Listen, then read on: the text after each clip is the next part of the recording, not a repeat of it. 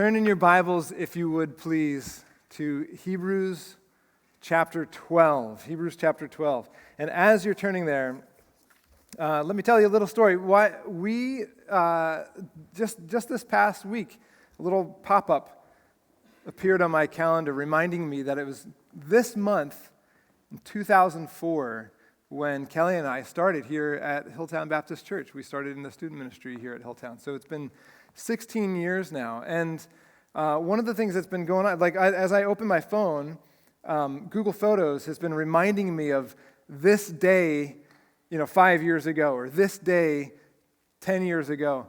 And one of the photos that recently popped up was us moving into and preparing our home in Quakertown, where we used to live. And this little house, it was our first house that we ever owned. And it just flipping through these photos, man, it brought me back. But it also helped me really appreciate where we are now. Because this little house, it was a great little house, but it was tiny. It was a little over 1,000 square feet, the entire home. No basement, no attic, no garage. It was a great home for where we were at the time, for our little growing family. But in 2013, we moved, and some of you helped us move into our new home in Percy.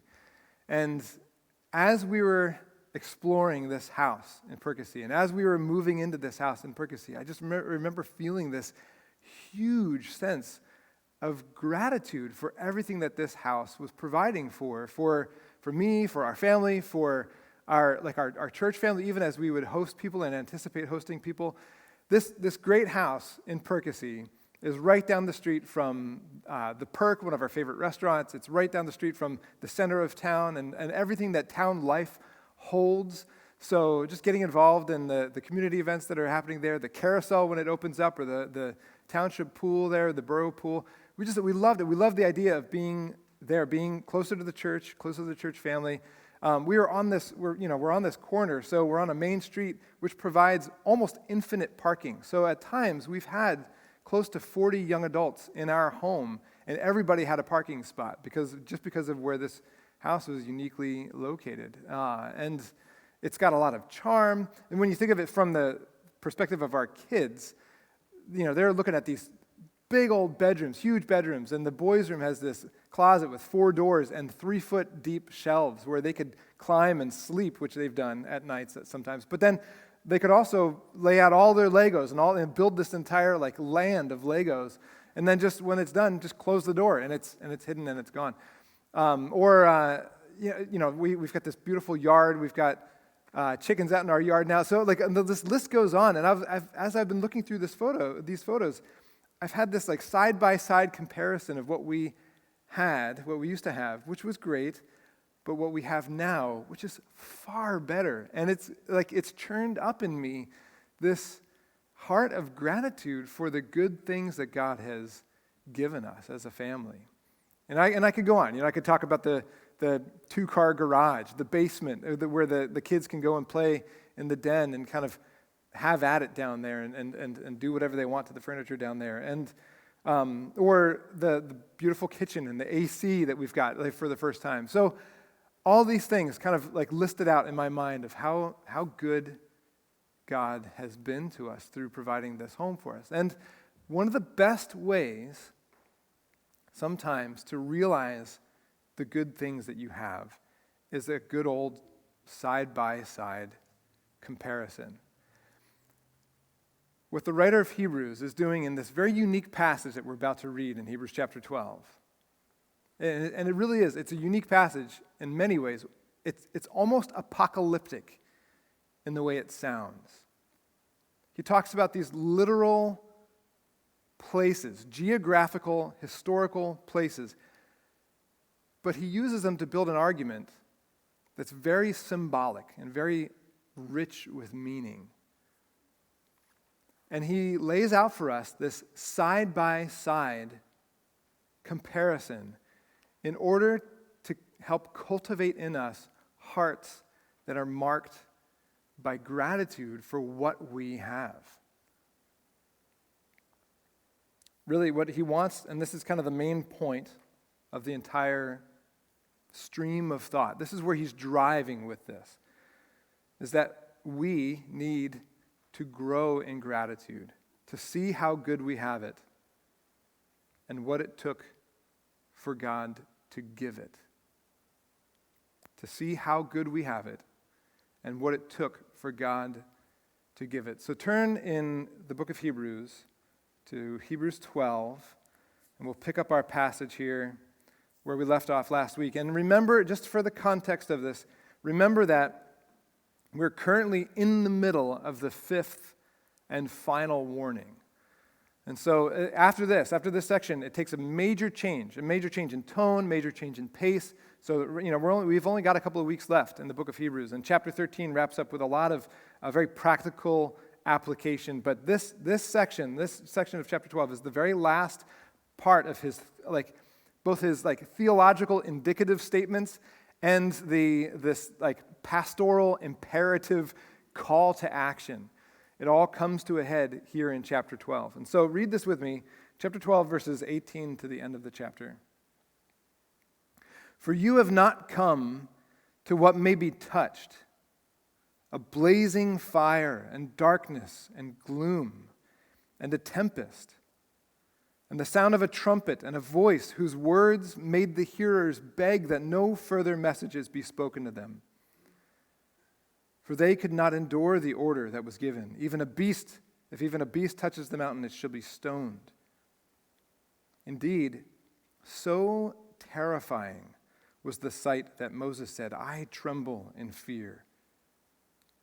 But you have come to Mount Zion and to the city of the living God, the heavenly Jerusalem, and to innumerable angels in festal gathering, and to the assembly of the firstborn who are enrolled in heaven, and to God, the judge of all, and to the spirits of the righteous made perfect, and to Jesus, the mediator of a new covenant, and to the sprinkled blood that speaks a better word than the blood of Abel.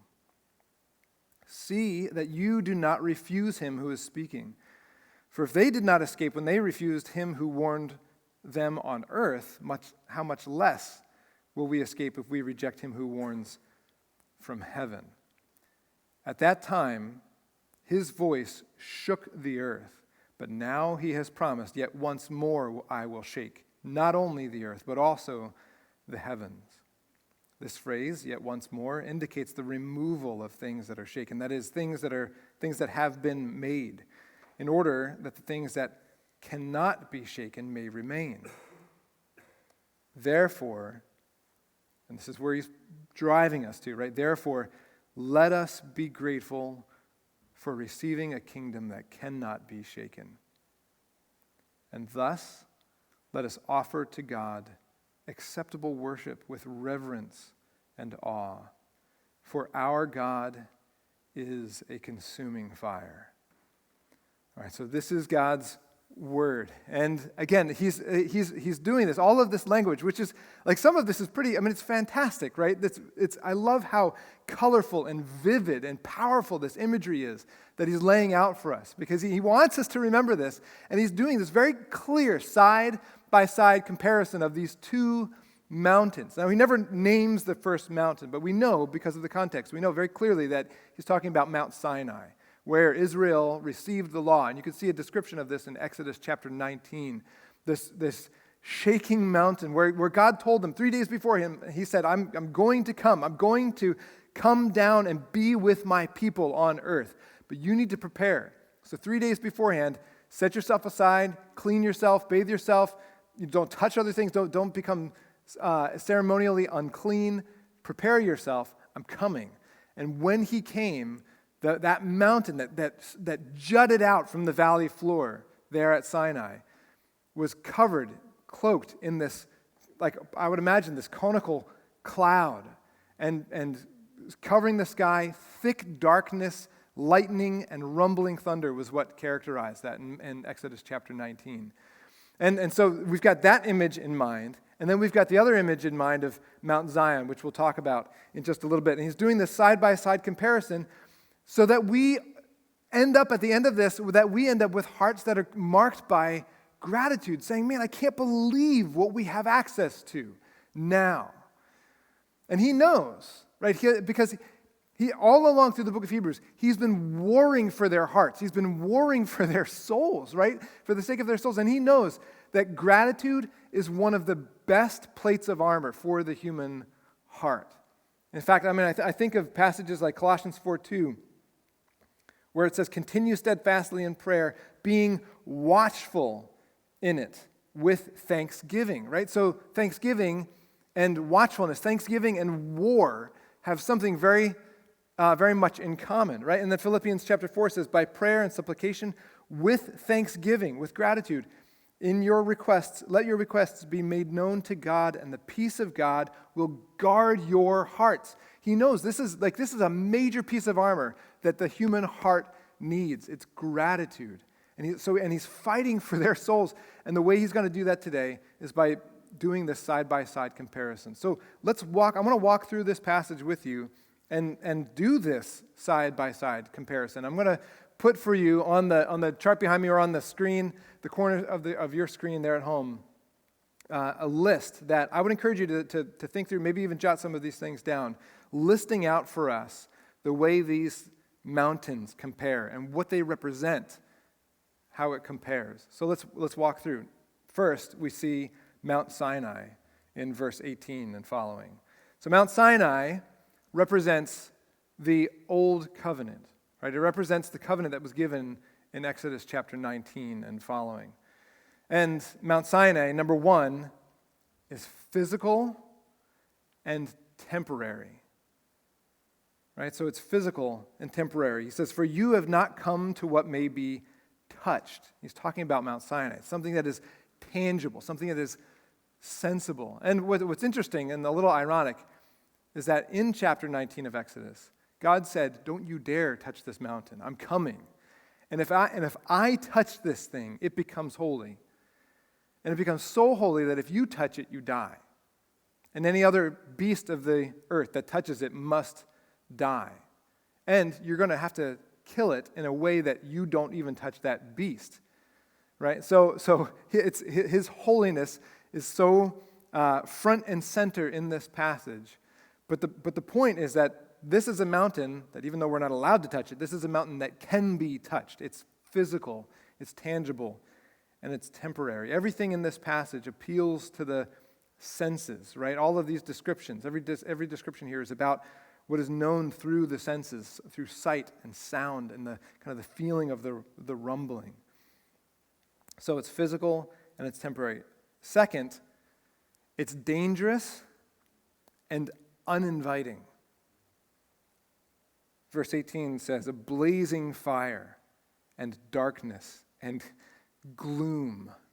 I like the fact that he would even include that word, right? The blazing fire and darkness and gloom and a tempest, right? This is not something that you want to be like, hey, there's God, let me go spend time with him. No, in fact, the people of Israel, when they saw this happening, even though God said, draw near, they were like, no way, we're not getting anywhere near that.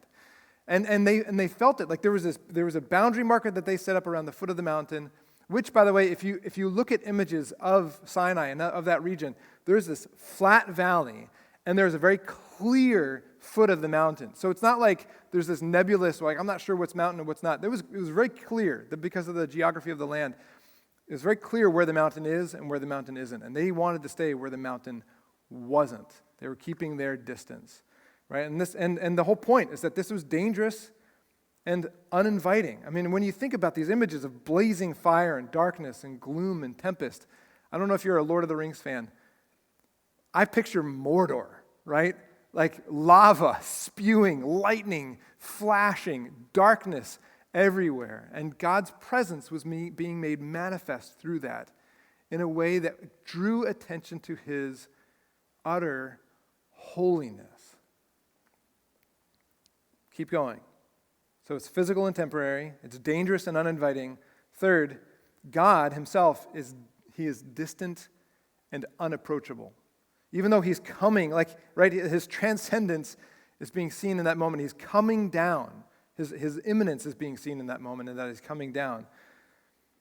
Verse 19 says, the sound of a trumpet, which was a warning call. In the ancient time especially, the trumpet was always something to get attention. It was usually something in the battlefield. It was always used when kings and their regalia were being marched through a city, right? To call out and to announce and to draw attention to and to warn. And so it says, the sound of a trumpet and a voice whose words made the hearers beg that no further messages be spoken to them.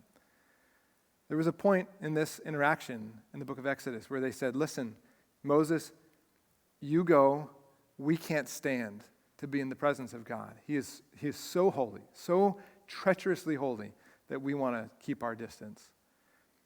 So God was distant, and unapproachable. And then look at when we think about us, where we are in that picture, or where God's people were in that picture.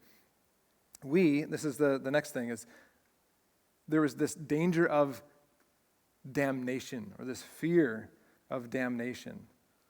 You see verse 20, it says, for they could not endure the order that was given. If even a beast touches the mountain, it shall be stoned.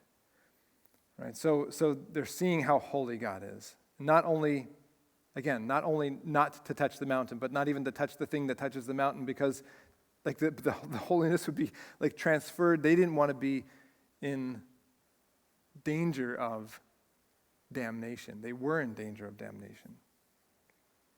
And then lastly, we see this mediator of theirs, a trembling Moses. Verse 21 says, indeed, so terrifying was the sight that Moses said, I tremble with fear. And so he draws this picture, and he closes with this, that even Moses, and think about Moses. Moses was no wimp of a man. This is Moses who just a little while before stood in Pharaoh's court on his turf and commanded this man, the most powerful man on the earth at the time, and said, you stop doing what you're doing. You let my people go. Let God's people go.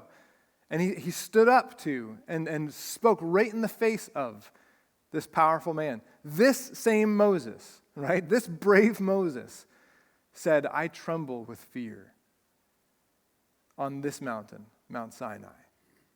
Right? So do you get it? Like this is the picture that he's clearly saying, this is what we came from, right? This is what we had. And especially to the early Jewish believer church that he's writing to, these people who are coming out of Judaism, he's saying, why on earth would you want to go back to this? You know what that was like. You know that covenant so well, right? You know the fear that it induces. You know that this is about earth, these things that we could do and things that we could touch and sacrifices that we have to make with our own hands. You know this is temporary. Why on earth would you want to go back there? Then he pivots, and very strongly pivots, right? And this word, this contrasting word, is like the strongest contrast that we have in the New Testament. He says, but you have come to Mount Zion. So let's take a look at this second mountain. But you have come to Mount Zion, and to the city of the living God, the heavenly Jerusalem, and to the innumerable angels in festal gatherings. So where Mount Sinai was a symbol of the Old Covenant, because that's where the Old Covenant was inaugurated, Mount Zion is a symbol of the New Covenant, because in Jerusalem, that is where the New Covenant was inaugurated, in Jesus' blood. Right? And so you've got the Old Covenant, you've got the New Covenant. The Old Covenant where the law was given, the New Covenant where the law is finally satisfied and fulfilled. Right? Jesus said, I did not come to abolish the law, but to fulfill it. And then instead of being physical and temporary, as Mount Sinai was, this new mountain, Mount Zion, is eternal and heavenly. Right? He says, the city of the living God, the heavenly Jerusalem. So he's making it very clear. He's not talking about literal Jerusalem. Right? He's talking about how literal Jerusalem was a symbol that was pointing ahead to the real Jerusalem, the heavenly city of God. And that we have access to right now, right? So this heavenly, eternal mountain. And if you want to think about it, Revelation chapter 4, the throne room of God, that vision that we saw on Easter Sunday, the reason why we preached on that passage on Easter Sunday was to be able to keep this very thing in mind for us. That as we saw God there on his throne, when he's picturing this heavenly Jerusalem, he's picturing that kind of scene, the throne room of God. And the descriptors that he gives throughout here match Revelation chapter 4 almost exactly. So it's beautiful how much continuity there is there. But one of the things you have to note as you go through this passage, and as we read through it earlier, gone is the sense of fear and trepidation in this heavenly city. Right? Look how he describes this. So it's eternal and heavenly. It's second, it's festive and full, right?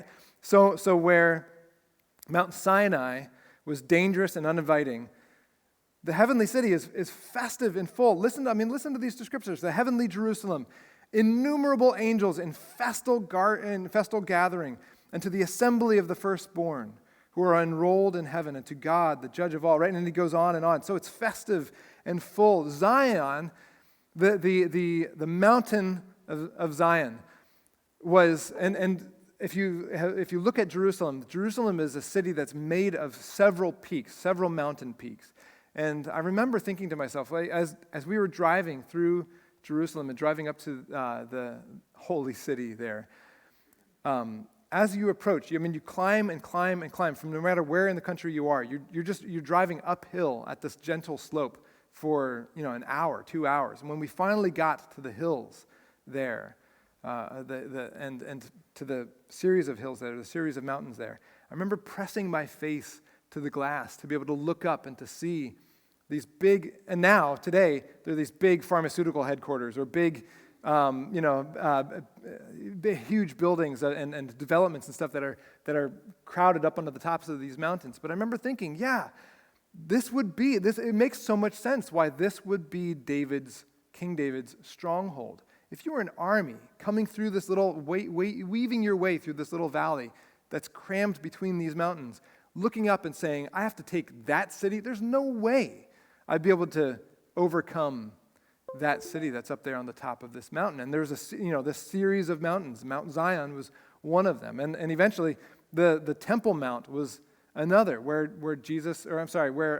David bought from the Jebusites. He bought this land and he turned that into, later on, the Temple Mount, the sanctuary of God. And so here's Zion, this stronghold, this impenetrable city. And right in the middle of it, this heavenly Zion is our God, right in the center, right? So it's festive and full, and God is central and accessible. Before I move on from being festive and full, though, let me point this out. This word, festal gathering, it's an interesting word. It only appears once in the entire Greek New Testament, but it appears hundreds and hundreds of times in classical Greek literature. And it's talking about, and the word literally means party. And so when you think about the contrast between Sinai and Zion, you think about this heavy piety of Zion, and you think about this celebratory party of Zion. It's the difference couldn't get any more striking for us who get to participate in this, right? And the word, when it's used in Greek literature, it's almost always used in contexts like the Olympic after parties. So when the victors would win, they would go and celebrate. And at that celebration, they would use in Greek literature, they would use this word, for festal, this word for party, this kind of celebration. And the writer of Hebrews is saying, this is what we have, right? We've been invited to the party. We've been invited to God's party, his victory party. Why on earth? Again, why would you want to turn away from this? Why would you want to give this up? Like, why would you want to say no to this party and go back to what you had, which was so, in his words, gloomy and treacherous and dangerous and distancing? All right, so it's festive and full. And then so where God in the past, God at Sinai was distant and unapproachable. How does he describe him here? He describes him as central and accessible, right? And so he says we've come to the assembly of the firstborn. That's literally the church of the firstborn. The word assembly is the word for church. They're the church of the firstborn who are enrolled in heaven, and to God, the judge of all. He's right there in the center of it all, just like in Revelation 4, right in the center of his throne room. And to the spirits of the righteous made perfect. So what you see, God is surrounded by the redeemed. He's surrounded by his people, whom he's called his own. And he's central, he's right there, he's accessible to us. And then we see us in the middle of this, where we, God's people, in Exodus chapter 19, were in fear of the danger of damnation. Here at Zion, we're safe in salvation. Right? And you see these phrases, the assembly of the firstborn, those who have been bought by the blood of Christ, enrolled in heaven. Our names are enrolled in the Lamb's book of life. There are so many passages that talk about the Lamb's book of life, but I think of Revelation chapter 20. In fact, let me turn there for just a second. Revelation 20, verse 12 says, "And I saw the dead, great and small, standing before the throne, and books were opened. Then another book was opened, which is the book of life." Verse 15 says that if anyone's name was not written in the book of life, he was thrown into the lake of fire. Right? And so we see the gravity of this very statement, that we are enrolled in this book of life, enrolled in heaven. So we experience now the safety of salvation. And listen, let me just pause and say this. If you're listening in here, you know this to be true. If your kids are not enrolled in preschool for next fall, they're not going. Right? If you're a college student and you're not enrolled in your next class, you're not in. If your name is not enrolled in the Lamb's book of life, you're not in this scene. You're not part of this party. So I would say, don't let that be the case. We're going to see in just a moment the way that your name becomes enrolled in the book of heaven, in the book of life, is through faith in the mediator, Jesus Christ. You need to confess your need for him and come to him in faith so that your name is enrolled in this scene, because we want you to be a part of this party. You want to be a part of this party. So it's eternal and heavenly. It's festive and full. God is central and accessible. We are safe in salvation. And then we see our mediator, where our mediator in the Old Covenant is this trembling Moses. Our mediator in the New Covenant is our victorious Jesus. Verse 24 says, "And to Jesus, the mediator of a new covenant, and the sprinkled blood that speaks a better word than the blood of Abel," which seems like this enigmatic phrase, but it makes sense when you think of it in these terms. The blood of Abel, Abel's blood, which we talked about in Hebrews chapter 11, Abel's blood spoke from earth and cried out for justice. Jesus' blood speaks from heaven, where he reigns, and paid for justice. Right? So his blood, this is the blood of a better covenant, speaks a better word than the blood of Abel. Now, there are two main implications that we could draw from this. And they're really, he makes two statements, and then he draws out some like action for us from the back end of it. But think about the two statements that he's making in this entire passage. Number one, you are here. Right? You are not there on Sinai anymore.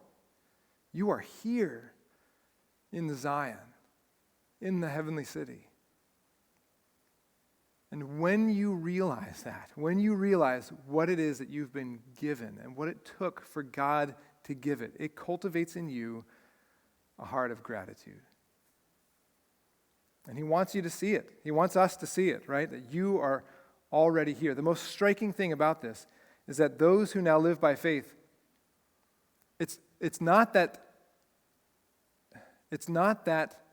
he is saying you need to move, like you need to transfer yourself from one mountain to another.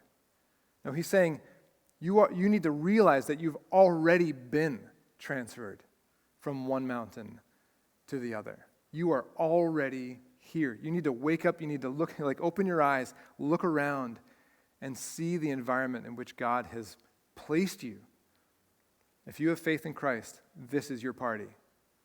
So be grateful, right? And we should be, like we ought to, as we look about, and as we think about the descriptors of this, and we imagine what it is we've been given, there should be this sense of bewilderment and excitement. It's almost like I think of those scenes in those classic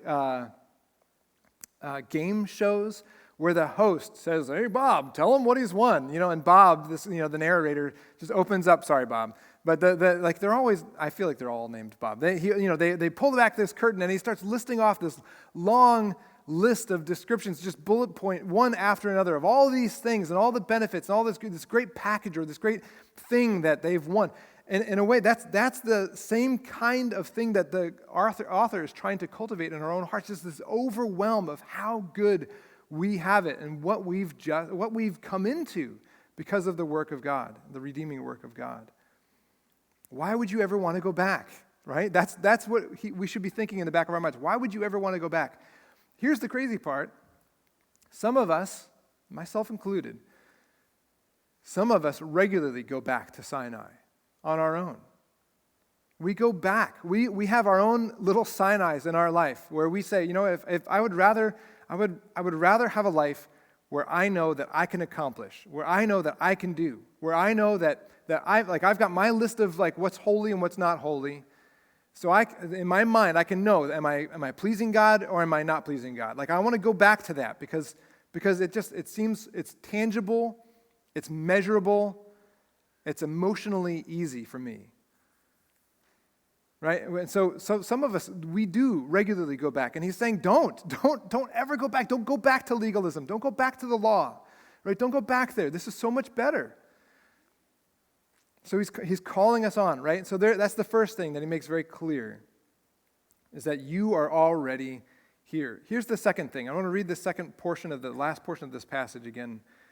The second implication, or the second statement that he makes, comes very clearly in the last verse, where he says, "For our God is a consuming fire." And here's the part, because when you're reading this text, it doesn't make sense at first. When you're reading through it, right, and you're thinking, okay, blazing fire, darkness, gloom, tempest, that's Old Covenant, that's Sinai, right? So then you move, all right? We've taken this tour. We've kind of fast-forwarded through redemptive history, and now we've arrived at Zion. And then he ends with this statement, "For our God is a consuming fire." And this is not past tense, not our God was a consuming fire. He's saying our God is a consuming fire in Zion, right? And a lot of us would read this and say, "Well, I don't have a category. What do you mean by that? I thought he was a consuming fire, not that he is a consuming fire." And the best thing about this is that he's saying, no, you have to realize, you have to come to this point where you see in front of you the fiery, blazing God of Sinai is still the fiery, blazing God of Zion. It's not that God's standard has lowered. It's that your position has raised, right? It's not that God said, I'm going to knock off the cost of your sin. He's like, no, I'm going to pay the cost of your sin, right? And so when we see that, when we recognize God's holiness is ever present, just as it was on Sinai, it still is here in Zion. And he has done everything it takes for you to be in his presence, in the presence of this consuming fire. It's not that he is less holy. It's that you have been made holy. And that should blow us away, right? And melt our hearts and churn in us these hearts of just utter gratitude for what God has done through the mediator, Jesus Christ, through this better blood that has paid the way for us to be part of this party. So, as I was reading through this passage, as I was thinking about this, even for my own heart, a series of questions started to kind of come up in my own mind. I want to ask some of these questions of you. Is your view of God like, meh, no big deal? Do you tend to find yourself taking God's holiness for granted? Do you tend to think like, well, yeah, of course God forgives me. Like, of course. I mean, it's like I'm a good dude. Like I'm a good person. I'm a whatever. Like I'm a pretty impressive, right? Do you tend to think of the gap between you and God as pretty minimal?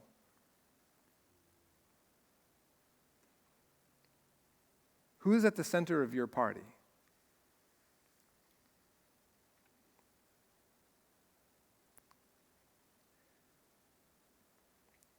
On the other hand,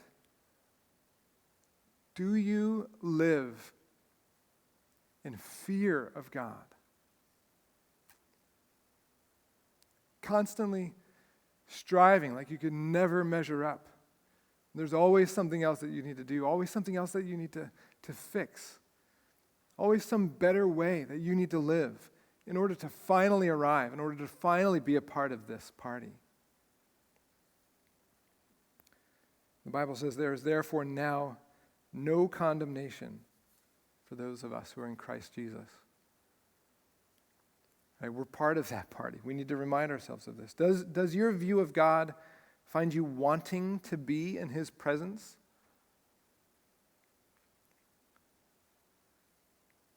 Does your view of God find you listening attentively to God's voice or resting confidently in God's sovereignty? It makes sense then why he ends this passage with these applications. See to it that you do not refuse him who is speaking. For if they did not escape when they refused him who warned them on earth, how much less will we escape if we reject him who warns from heaven, right? When he paints this picture of just how weighty, just how good we have, then it makes sense. He's like, well, don't turn your back on this. If you have any clear idea as to what has been accomplished for your good, do not reject this. And then the way he talks about it next says, he is the final word, and this is your final offer. At that time his voice shook the earth in Exodus 19. But now he has promised, yet once more, this is a prophecy from Haggai, yet once more in the future, I will shake not only the earth, but also the heavens.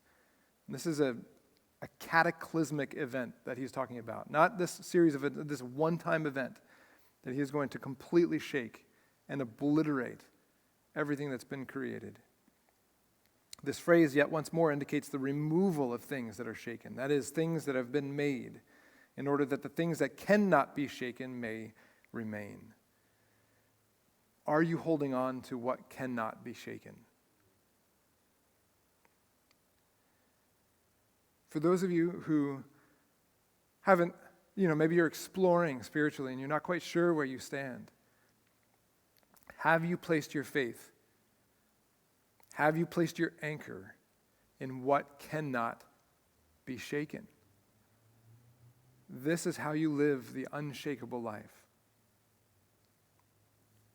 Therefore, let us be grateful for receiving a kingdom that cannot be shaken.